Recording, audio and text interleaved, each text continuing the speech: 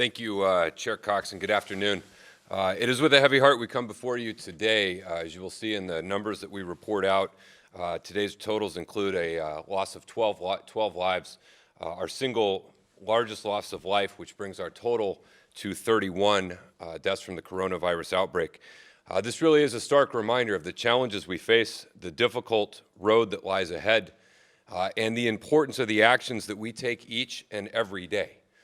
We are fighting for every single life, and this fight will continue all the way through this crisis. But as we have said multiple times, the month of April is a key month. It is a month where we can expect the number of cases to increase, the number of hospitalizations to increase, and the unfortunate loss of life to increase as well, which is why we continue to stress to the public all of the actions that we are taking together. We know that our region is faring much better than many other areas and many other parts of the country and certainly the world. And that is because of the number of San Diegans who have committed to join with us in this effort. It is a testament to the incredible work of our public health experts and doctors, our healthcare systems. And frankly, it's a testament to each and every one of you who every single day are in this with us. And we will get through this together as a region, and we will come through. But it is a reminder of the challenges that we are going to face as we go through them together. Today at our Board of Supervisors meeting, we gave an update on a number of the actions that were taken, and I will share a few of those with you. The first was just a recap of the efforts that we talk about on a daily basis, but it is worth reinforcing, and that is the efforts around flattening the curve. Without the protective measures that are put in place, you can see in jurisdictions that have not taken early measures the serious spike in the overwhelming of the health system capacity, which are many of the images that you see in jurisdictions where the hospital systems are simply overwhelmed. With the protective measures that we've talked about, we hope to have that ability to flatten the curve and bring it down.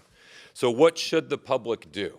To quickly recap a number of the things, first is follow the governor's executive order to stay at home. Follow our recommendations to cover your face. Practice physical distancing, making sure you have at least 6 feet between persons who are not a part of your family unit. Continue good hand washing practices. This is vital. Even if you touch a surface that has been infected, if you don't touch your eyes, your nose, or your mouth before you wash your hands, you will be okay.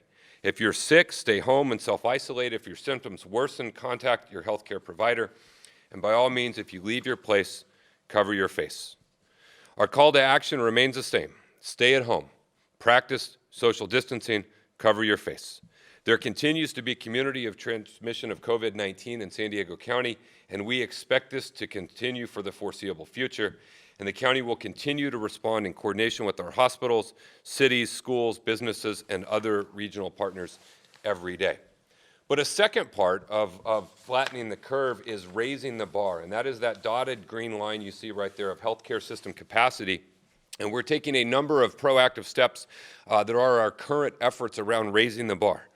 Just this week, we announced the Palomar Medical Center in Escondido is the recipient of the 250-bed federal medical service that we expect in the coming weeks that to be delivered and get up and operational. Our Live Well mobile office is assisting in testing to augment our testing capacity. We have an alternate care site, which we hope to open in the coming week at UCSD, which will help move folks from a hospital into a new setting, freeing up a hospital bed.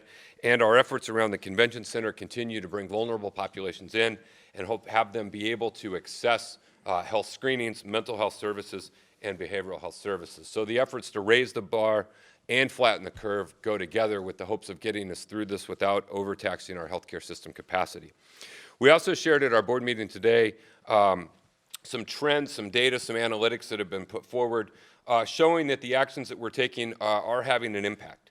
A 50% reduction in retail and recreation, a 15% increase in the number of folks staying at home and residential, 64% decline in transit station, which mirrors very closely the decline in ridership, 41% drop in folks at workplace, 26% drop in grocery and pharmacy, and a 51% decrease in the number of folks in our parks.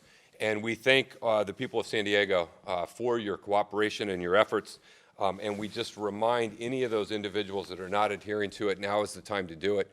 The actions and the decisions we make will chart the path for the future of our region. Let's go into our daily updates. Number of new cases is 50. which brings our total to 1,454. We don't have a chart on testing today. There's a data issue we're resolving. We will bring that back tomorrow with updates.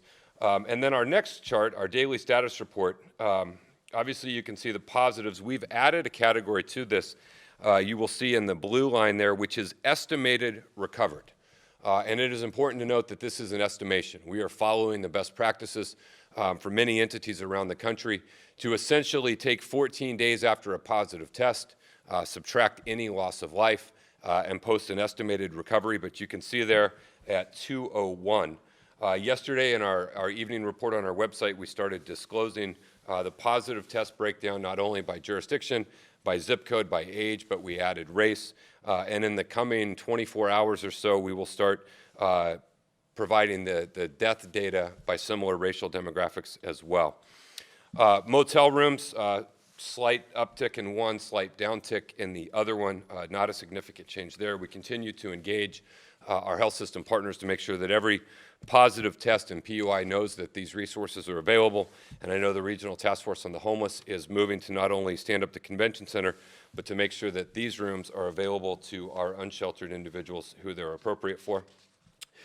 Increase in all the other categories on our outreach efforts.